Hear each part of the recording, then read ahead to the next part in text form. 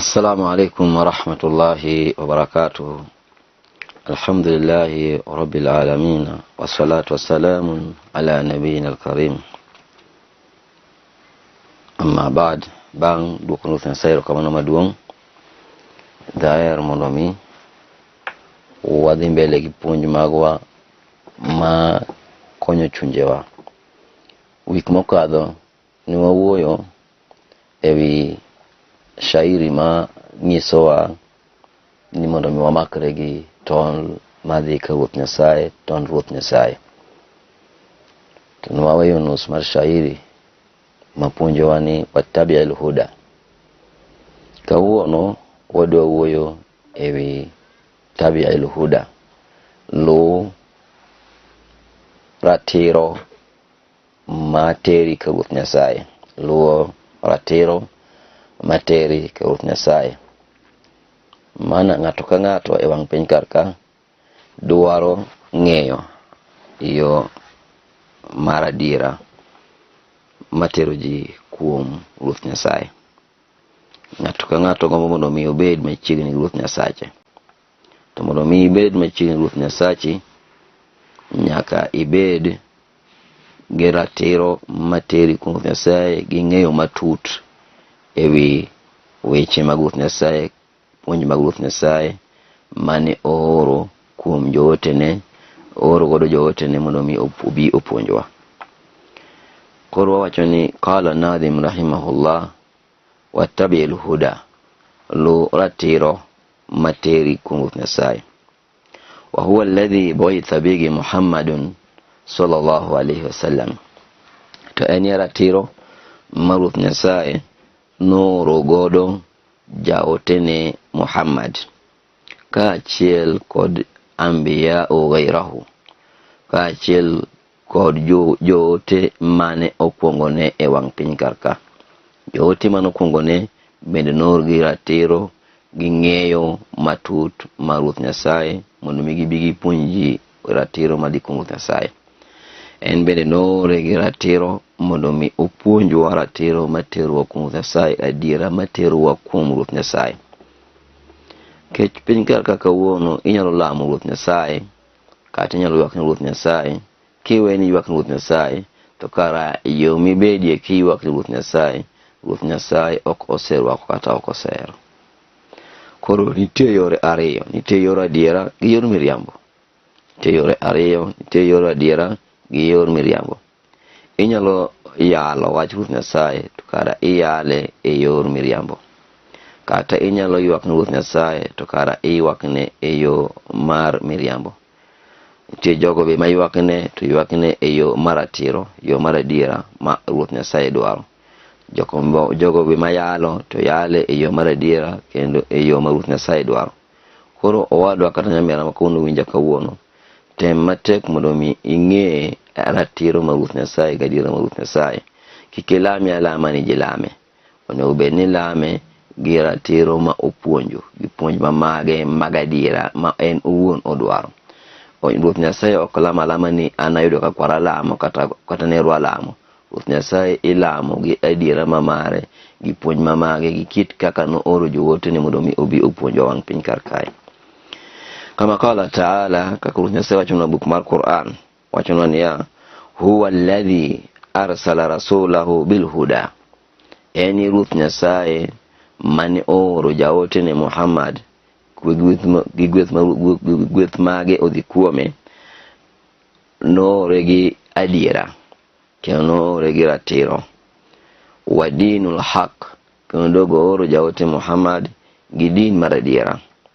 Liyudhhirahu ala dini kullihi, mondo mi onyany elela din neni endi ewi dinde duto te. Yani dinde duto te ong'e din mar jaote Muhammad nobirogo ni en din mar adiera. To din ma jaote nobiro godo en din ma jaote Yesu nobiro godo, en din ma jaote Musa nobiro godo, en din ma Harun gi Musa nobiro godo, en din ma Ibrahim nobiro godo, en din ma Ismail nobiro godo, en din ma Isaac nobiro godo, en din ma Nuhu nobiro godo, en din ma Adam nobiro godo. Aparo ni jamija na kiwinja kalungo nying jootegi kaka luongo nying joote gi duto te gin joote matiyo gi nying Islam. Kochakre jaote mokwongo wang' piny kar ka iluonge ni Nuhu, tiyo gi nying Islam. Kuwa biro Musa, Harun, Ibrahim, joote gi duto te ng'eny gitiyo gi nyinge mag Islam. Koro onego bed ni gibedo gi paro matut kata ng'eyo matut ni jogi kara ne gin jogo mane oor gi chik mar adiera ma en chik mar Islam. Mama e chik mane Ruoth Nyasaye nooro jaote Muhammad mondo mi obi onyis ji e wang' piny kar ka kendo onyany ne ji e lela ni yo madhi kuom Ruoth Nyasaye ni yo mar Islam. Wala okariha al-mushrikun, kata bed ni jogo ma ok lam Ruoth Nyasaye gi ratiro biro bedo gi ich wang', biro bedo gi mirima e seche milando wach mar Ruoth Nyasaye kinyiso ji niya yo mar ratiro en yo mar Islam. Wal huda, wach miluongo ni huda, tia wach miluongo ni huda ni en Kiarabu, to kiloke huwa la ilmu nafia. Huda en ng'eyo matut, ng'eyo makonyo, en somo makonyo. Mama achiel kuom gigo manoro joote kuom Ruoth Nyasaye ma en jaote achiel kuom gin jaote Muhammad en ng'eyo matut, ng'eyo buge Ruoth Nyasaye gadiechgi, ng'eyo Taurati gadieche, ng'eyo Injili gadieche, ng'eyo Zaburi gadieche. Maka koni kiseng'eyo buge gi eki gadiechgi, kidhi yalogi, koro yalogi gi ng'eyo mar adiera. To nitie jalno ma en odhi yalo buge gi eki ma kapodi onge gi ng'eyo matut. Oyalo buge gi oyala yala nono, lakini ok oyal gi ng'eyo matut. Koro miyo noor jaote Muhammad gi ng'eyo ma huda en ng'eyo mar adiera kendo ng'eyo makonyo. Okonyo wuod dhano mondo mi owuog e mudho kotero wuod dhano e ler gi ratiro mar ng'eyo Ruoth Nyasaye. Kes ji oselal, ji ok oseng'eyo wach mar Ruoth Nyasaye, ji ok osepuonjore Qur'an, ji ok osepuonjore Taurat, ji ok osedonjo e kilese mipuonje Injili gi Zaburi gi Qur'an. Ji osewe wach mar Ruoth Nyasaye, ji osedonjo e kilese mipuonje gige piny ma ji otiegre weche mag piny, lakini ji ok osetiegre wach mar Ruoth Nyasaye. Koro wadwa kala nyamera kidwa ng'e Nyasachi mar adiera to som buge mag Ruoth Nyasaye kendo ibiro yudo weche mag jaote Muhammad e buge duto. Iniyudo jo weche mag jaote Yesu e buge duto, iyudo weche mag jaote duto mane Ruoth Nyasaye nooro e buge mag Ruoth Nyasaye. Ma emomiyo jaote jogo malamo Ruoth Nyasaye e bwo chik mar din mar Islam iyudo kapok timbegi olokore ahinya, pok gibedo jogo manigi timbe maricho ahinya. Korka rwakruok kwang'iyo kata mine magin mine mag jo-Islam kaka kawuono girwakore, pod girwakore maber kaka jonabi, mon jonabi ne rwakore. Iyudo ka mine ma jo-Islam pod rwako lewni miluongo ni buibui kendo giumo godo dendgi nikech gin gi ng'eyo matut ewi sand mar Ruoth Nyasaye kuom jagono marwako law machiek. Ging'e ni koponi orwako sikat mowe bamne oko to en oyud sand gi chwat maduong' kwa kuom Ruoth Nyasaye. Opuonje ng'eyo no kwa kuom jaote Muhammad. To kendo ng'eyo maber niya ni koponi owuotho kamano to wuotho duk. Mama opore gi jalno mapok ja-Islam mapok ong'eyo adiera mar Ruoth Nyasaye, en owuotho duk, wuotho gi gima chiek mowe bamne oko to pod ok ojal nikech ok ong'eyo sand mabiro yude ewi rwakruok mare no ero. Koro ji mang'eny ng'ato wuotho gi kuong' e dende. Nitie jalno wuotho gi kuong' e dende, nitie jalno wuotho gi gweth e dende. Jal wuotho gi gweth e dende ka en ng'ama miyo, en miyo mowuotho gi gweth kaka Ruoth Nyasaye dwaro. Orwakore ka Ruoth Nyasaye dwaro, seche mowuotho cha wuotho gi gweth mar Ruoth Nyasaye. To jalno mawuotho gi kuong' e dende en miyo mowuotho duk, marwako gik moko mowe dende nono. Owuotho ka dende neno ji tenene nikech onge gi ng'eyo e din mar Ruoth Nyasaye. Mama e asara mwaseyude wang' piny karka nikech ji ok oseng'eyo wach mar Ruoth Nyasaye morwako e chunjegi kaka en wach maduong'. Ji osekawo wach mar Ruoth Nyasaye kaka wacha. Koro ng'ato timo gige modwaro, ng'ato ka obokore kawuono leko no dhi yalo to dhi yalo. Koleko no dhi yalo, chung' to kawo Bible to dhi yalo, ochung' to kawo Quran to dhi yalo. Mano ng'iso ni mano gima itimo no, itimo gima ok oromo. Onego bed ni kwanza itiegri gimidhi yalo no kata gimidhi wacho no mondo mi ng'is ji adiera mar Ruoth Nyasaye. Kik ilal ji bang' piny karka. Al-huda huwa al-ilmu, en ng'eyo. Tiegruok gima ber. Inyalo bedo gi tiegruok maduong' isomo malich ahinya, kendo in ng'at ma oa nyaka university, imako buk malich ahinya, lakini kapok ing'eyo yo madhi ka Ruoth Nyasaye, kata ratiro milami Ruoth Nyasaye, adiech Ruoth Nyasaye, to pod in ng'amo dhier malo ji te duto e wang' piny kar kae. Pod ionge gi ng'eyo, pod oromo mondo mi idhi bed piny puonji gi jodin mondo puonji mi ng'e wach mar Ruoth Nyasaye. Kik ibed gi raha ni koro itieko sombi to pok ing'eyo Ruoth Nyasaye. Kik ibed gi raha ni koro in jatelo kamoro to pok ing'eyo Ruoth Nyasaye.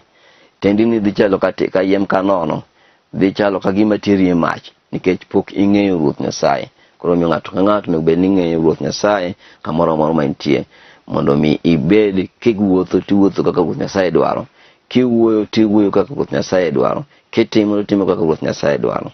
Wadinul haq, kendo Ruoth Nyasaye ema nooro Ruoth jawatene gi gima iluongo ni dinul haq. Dinul haq, din mar adiera, huwa al-amalu salih, en timo timbe mabeyo ma Ruoth Nyasaye dwaro. Timo Ruoth Nyasaye dwaro en lamo Ruoth Nyasaye. Timo timbe wach ma Ruoth Nyasaye dwaro en lamo Ruoth Nyasaye. Timbe mabeyo gi eki yudore kuom jogo momakore gi wach ma Ruoth Nyasaye. Kineno jaduong' mong'e Ruoth Nyasaye, timbe ne beyo, weche ne beyo, ok en ng'at ma jajuok, ok en ng'at ma janek, ok en ng'at ma yenyo kor gweng', ok en ng'at ma jamadho kong'o, ok en ng'at ma jachode, nikech timbe ne beyo.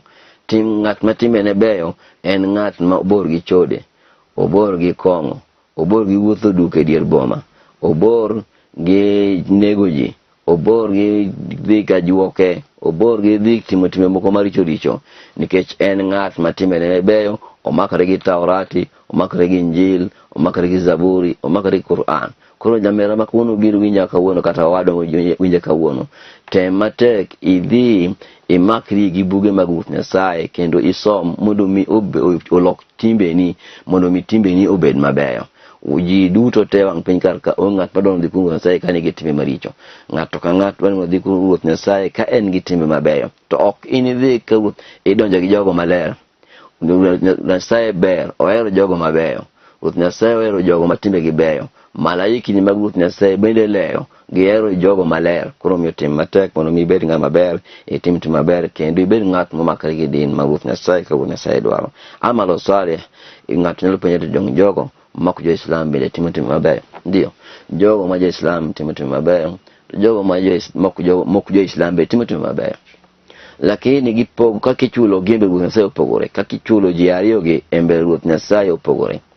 Iyudo kaka ja-Islam, ng'at mok ja-Islam en jalno mapuro puodho maduong' sana, chal gi jalno mapuro puodho maduong' sana, kendo kome modoye, to ka cham ka koth ochwe machamo ti maber, to kodhi keyo to kayo mana ochondo. Okayo mana gimiluongo ni ochondo, yani puodho olil opong' gochondo, yani onge cham, onge oduma, opuro ti maber, nenre ni odume gi ti. Kaka kawuono wano ka jomoko ywak ni Ruoth Nyasaye, moko yalo, moko timo tim maber, kendo ng'ama ber zaidi. Lakini ochal ka ng'at mapuro puodho maduong' sana, lakini chiengi ko piny, kodhi mondo mi koro miye gige manotimo, ing'ise ni in timo magi te, lakini onge yuto mane yude wang' piny, nikech in jalno mane otimo oko mar chik mar Ruoth Nyasaye. Iywak ni Ruoth Nyasaye, lakini iywak ni oko mar chik mamare. Igo koko sana gi nying Ruoth Nyasaye, lakini igo koko oko mar chik mar Ruoth Nyasaye. Jogo ma bende noluwi man johera magi bende koro ywak ka leke gin kara ng'ani nolalo walala wan ne wakia. Ng'ani ka ne golo ler kateruwa mudho. Koro mi wadu ya Islam kamoro mama intie bed king'eni ya tim ng'acha timo maber, ok omiyo ni Ruoth Nyasaye dhi miye gik mabeyo. Onyalo timo maber to chal ka ng'at mopuro puodho maduong', basto chamo ti to lokro chondo lilo. Mar ariyo, ng'at ja-Islam tiyo tim maber. Obedo ng'at ma lamo Ruoth Nyasaye, olami matin, kata ochalo ng'at mapuro puodho matin kabisa. To puodho ni okome kendo koth chweye, bas cham ti, kodhi keyo to kawo oduma gorogoro mang'eny, okawo oduma gunde mang'eny, okete dero, kendo chambe neno ka cham ma ji ng'ato ng'ato gombo obed gi cham kaka chambe. Seche ma okae to kone, seche ma opure to kone ber mare, lakini chieng' modhi keyo to kawo oduma odhi keyo puodho, oridho oduma mang'eny kata ong'ado bel mang'eny oketo e dero deche mang'eny e dala ne bedo mopong' ma ji changa ni kar puodho masini golo dero adek gi kure. Ma e chal ma ja-Islam otimo gima tin. Ruoth Nyasaye mi mich mang'eny, mi gweth mang'eny e wi timo timbe motimo cha amalo swale. Watimo timbe mabeyo ma Ruoth Nyasaye dwaro, Ruoth Nyasaye osehero. Wabiro e bwo chik ma Ruoth Nyasaye kendo walame kaka buge mag Ruoth Nyasaye ne dwaro, ma kik walame kaka wan wawegi wadwaro. Ng'ato kawuono nitie e ka yal Ruoth Nyasaye kata ywak ni Ruoth Nyasaye, lakini ung'e maber ni kama ywak ni Ruoth Nyasaye ok ber. Obed abeda kanyo nikech pes moyude wang' piny kar ka, sadaka moyude wang' piny kar ka, kata wafasi mosebedo godo mang'eny gi oneno ka miye mich moro, okoro konyal wuok kacha mondo odhi kama adiera nitiere. Mama kosedino ne ji mang'eny, jachino sitiyo gi yorni mudino ne ji mang'eny ng'eyo wach ma Ruoth Nyasaye. Koro walamo Ruoth Nyasaye gi ratiro ma Ruoth Nyasaye dwaro, ma kik wabed jomibadhi e lamo Ruoth Nyasaye. Ratiro ni en ratiro ma Ruoth Jaote Muhammad nobiro godo. Mama yomiyo Ruoth Nyasaye penjo Jaote Muhammad ni, ya Muhammad, hal tarifu man hum ahli? E Jaote Muhammad, dibed ni ng'e jogo manti machiegni koda? Jaote Muhammad dwoko Ruoth Nyasaye ni, Ruoth Nyasaye cha ok asebedo ka ng'eyo ni jok mage magin jogeni. Eka Ruoth Nyasaye nodwoko Jaote Muhammad kang'ise niya, ahli hum ahlul Qur'an, jogena gin jogo mosomo buk mar Qur'an, mung'eyo adiera mar Qur'an, omakore gi puonj mar Qur'an, mung'eyo Qur'an kaka Ruoth Nyasaye dwaro. Koro mi waro ja-Islam kama mantie makore gi buk mar Qur'an. Sani wachomo dwe mar tweyo, dwe ma ji some Qur'an, dwe ma ji time timbe mabeyo. Ka in ng'ama miyo to nibor gi lemo, makri gi lemo. Ka in ng'ama miyo, ka in ng'ama dichuo, ibor gi lemo, makri gi lemo. Ka in ojana, nibor gi wach timo timbe mabeyo, makri gi timo timbe mabeyo. Lam Ruoth Nyasaye, lokri, tubu ila Allahi taubatan nasuha, kwa ng'wono kuom Nyasaye, ng'wono mar adiera, ng'wono maler. Wanakrau fi akhiri fatihati, kendo wasomo e buk mar suratul Fatiha, buk mar Qur'an, sura mokwongo iluongo ni suratul Fatiha. Wasomo e buk mar Qur'an, wayudo ka kila kwalemo to imam somonwa kata wambe wasome wilembo ka pile mema jatelo mar msikiti somonwa mbele wa kosomon ihdina siratal mustaqima. Ruoth Nyasaye ketwa e yo maratiro, kendo pile ka pile jatelo mar msikiti ywaknwa ka lemonwa ka ng'iso ni Ruoth Nyasaye telnwa kendo itawa e yo maratiro, telnwa kendo itawa e yo maratiro, yani yo ma ok en yo mibadhi. Maja Islam pile ka pile kwa Ruoth Nyasaye mondo mi otae okete e yo maratiro. Koro ng'ato ka ng'ato onego bed ni ywak Ruoth Nyasaye mondo mi otae okete e yo maratiro. To mondo mi okete e yo maratiro nyaka ebi e puonj ing'e ratiro mar buge mag Ruoth Nyasaye magin Injili gi Zaburi gi Quran gi Taurat. Wasirata alladhina an'amta alaihim, kendo yo maratiro mar jogo mane igwedho kuom iketo gweth mang'eny kuomgi. Yo maratiro ma en yor jogo mane iketo gweth mang'eny kuomgi. Ghayrul maghdubi alaihim waladhdallin, kendo Ruoth Nyasaye wadogwa ywakni ni kik iketwa e yor jogo manigi mirimbi. Kendo jogo mantie wang' piny kama nitie e mirima mar Ruoth Nyasaye. Ruoth Nyasaye nigi kod gi mirima maduong' nikech gisebedo ka giwacho gigo ma Ruoth Nyasaye ok dwa. Gipuonjo gigo ma Ruoth Nyasaye ok dwa. Gipuonjo gigo ma Ruoth Nyasaye ok orwako. Gilalo ji e wang' piny ka. Gin gi mirima, Ruoth Nyasaye nigi mirima mang'eny kodgi. Waladhdallin, kendo imam dogo wacho niya, Ruoth Nyasaye kik ketwa e yor jogo molal. Kech wang' piny ka nitie jogo ma olal, magin ok ging'eyo ni giluwo gi fuwo, giluwo gi rieko. Ng'ato luwo wach Ruoth Nyasaye gi fuwo, ok oluwo gi rieko. Koro miwado kamoro mantie onego bed ni iluwo Ruoth Nyasaye gi rieko, ma kik iluwe gi pachi in iwuon. Alladhina an'ama Allahu alaihim, jogo ma Ruoth Nyasaye ogwedho gin jok mage. Humul ladhina jama'u baina al-ilmi wan nafi'i wal amali salih. Gin jogo mochoko kind ilimu, kind ng'eyo gi timo tim maber. Gichoko gitimo tim maber kendo gisomo. Bang' gisesomo buge kama ging'eyo ma gitiegre igi, gilamo Ruoth Nyasaye gi ng'eyo kendo gitimo tim maber. Gin e jogo ma Ruoth Nyasaye oketo gweth kuomgi. Gin gi ng'eyo wach mar Ruoth Nyasaye, kendo timbe gi bende beyo ne ji duto wang' piny karka, kendo beyo ne malaikni mag Ruoth Nyasaye. I'lamu anna Allah subhanahu wa ta'ala wal malaikatul kiram. Ruoth Nyasaye nigi malaikni mogwedhi. Malaikni mag Ruoth Nyasaye nitie wang' piny kaka moro amora ma gintie. To ging'iyowa kendo gineno kit kaka wawuothe wang' piny karka, kit kaka wabede wang' piny karkae. Gineno kamoro amora wantiere. Malaikni gi seche ma gineni kitimo tim maber ka in ja Islam, malaikni gi mor kawacho niya, taba yawmu fulani ibnu fulani. Kawuono odiochieng' ng'ane ka nyathi ng'ane obedo maber sana. Nikech ang'o? Fa'ala khairu min khairatil akhirah. Otimo tim maber miongoni achiel kuom timbe mag ndalo mabiro, kana ndalo giko piny. Otimo tim maber kuom achiel kuom timbe mibiro ng'i chieng' giko piny. Omiyo odiochienge ma kawuono obedo maber. Koro omiyo som Quran sa ka sa, luong nying Ruoth Nyasaye, bed machiegni Ruoth Nyasaye. Kidhi e muskiti ka in ng'ama miyo, rwak law mumo dendi, kech od cha en ot milami Ruoth Nyasaye, en ot malaikni mag Ruoth Nyasaye nitie e iye. Ka in ng'ama dichuo, in ng'ama kijana, kik idhi e Ruoth Nyasaye kitimo rasta. Mano chal ka ng'at jachien matemo ringo jachien to pod jachien omaki amaka. Lielwi maber, ibed ng'at maber madonjo od Ruoth Nyasaye gi shima maduong', kata gi luoro maduong', kata yani ibed ng'at mo e Ruoth Nyasaye maduong' kabisa, kendo luoro Ruoth Nyasaye. Kik ibed achiel kuom jogo malamo Ruoth Nyasaye gachaye, madonjo od Ruoth Nyasaye ka gin duge. Subhanallah.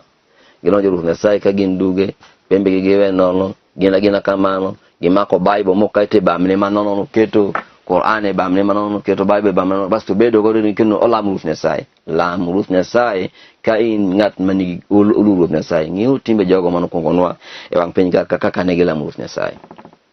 King'iyo kata kaka min Yesu ne lamo Ruoth Nyasaye, orwakore maber, ochung' e Ruoth Nyasaye gi luoro, kata koywak to ywak kong'eno Ruoth Nyasaye. Lakini kawuono ng'iri ni wuon idhi e Ruoth Nyasaye ka jalno ma ok dwa dhi e Ruoth Nyasaye, kata law no kende babu mwenye ok dwa ni rwak lawno, wuonu monyuoli ma dhano wadu bende ok dwa ni rwak lawni endi. Iti dwi gi ombe Ruoth Nyasaye gi law machal kama. Koro mani chal ng'at modhi e Ruoth Nyasaye gi timbe mag achaye.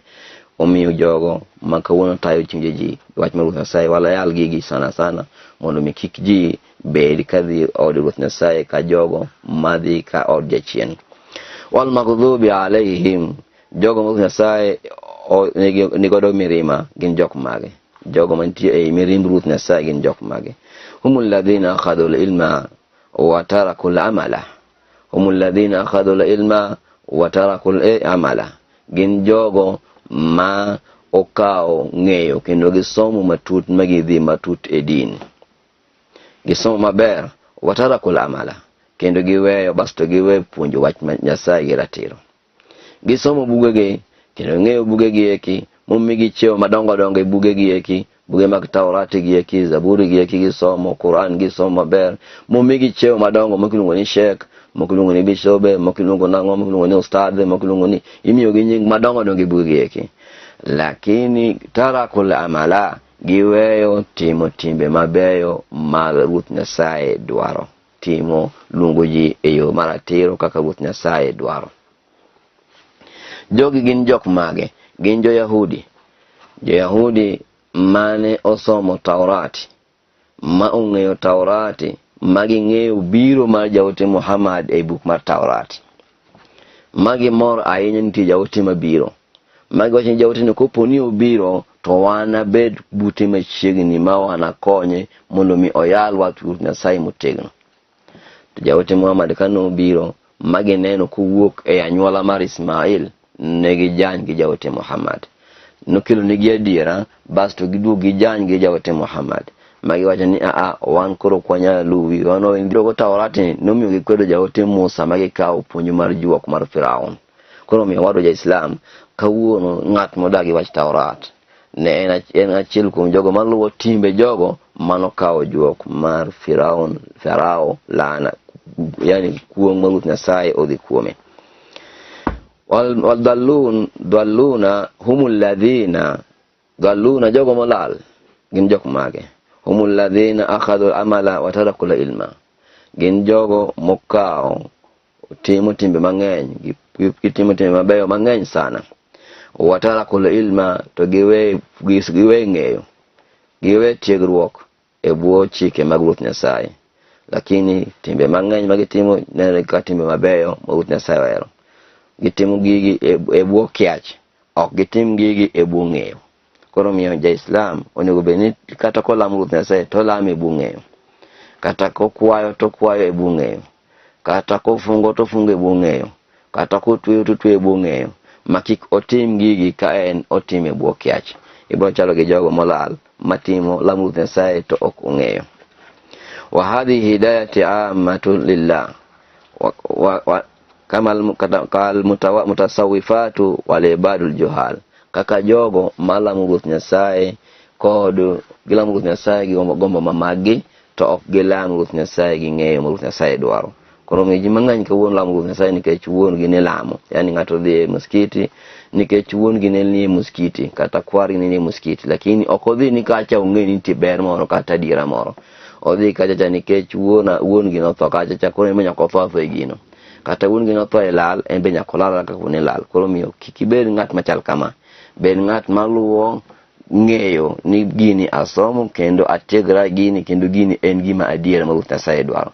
Mama Yehuda alladhi arsalallahu bihi nabiyahu Muhammadin sallallahu alaihi wasallam ma ng'eyo ma jawote Ruoth Nyasaye no rugo jawotene mondo mi ochop nwa wang piny kar kae, mondo mi kapok iya mwala Ruoth Nyasaye nyaka itigri ng'eyo lamo Ruoth Nyasaye.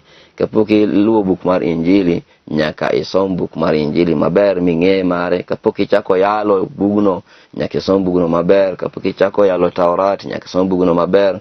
Kapok ichako yalo Quran nyaka isom bugno maber. Kapok ichako yalo Zaburi nyaka isom bugno maber. Koro kamoro amoro ma intie wadwa kata nyabara ma intie idwa lamo Ruoth Nyasaye nyaka ibed ng'atno motiegore e wachno mong'eyo ratiro matero ji kuom Ruoth Nyasaye ma emiluongo ni huda wal huda huwa al-ilmu wa dinul haq huwa al-amalu salih. Ma emiluongo ni ratiro mag Ruoth Nyasaye, to ratiro madhi kuom Ruoth Nyasaye en ng'eyo, kada dinul haq en timo timbe mabeyo manigi olemo, manigi matunda, ok timo timbe mabeyo maonge matunda. Wa ila huna, assalamu alaikum wa rahmatullahi wa barakatuh.